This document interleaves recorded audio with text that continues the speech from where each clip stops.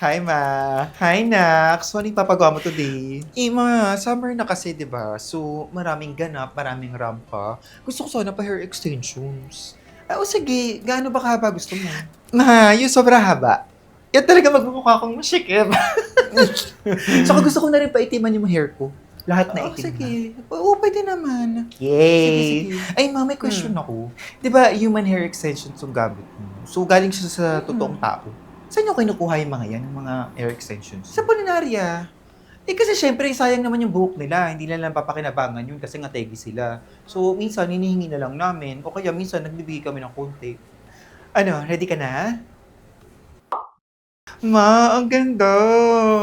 Bagay na bagay. Ang ganda ng lengths to. Diba? In fairness, ang ganda ng buhok kong dating may-ari nito. Oo naman. Thank you, Ma. You're welcome, Nak. Pero Ma, medyo parang nahihilo ko. Normal ba yun? Nahihilo? Okay ka lang, Nak? Nak? Nak?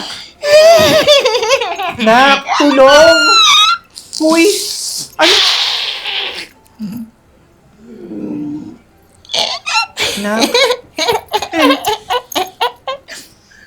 Nak?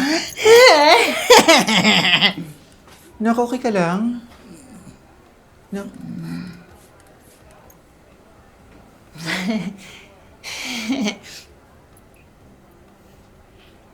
Hi, sis! It's me! It's me! Cindy? Ikaw ba yan? Ate! Ate, ano kamusta sa langit? Anong langit? Ito naman. Siyempre, hindi ako napunta doon. Parang gulat na gulat naman to. Doon ako sa baba napunta. Pero don't worry, napalista ko naman ang pangalan mo doon. Sabi ko mag-best friend tayo. Ate! Siyempre, gusto kong masama tayo forever.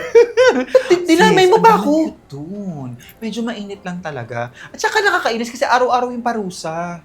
Lalo na pag maraming masamang ginawa. Good luck sa'yo. Araw-araw ka paparusahan. Ano?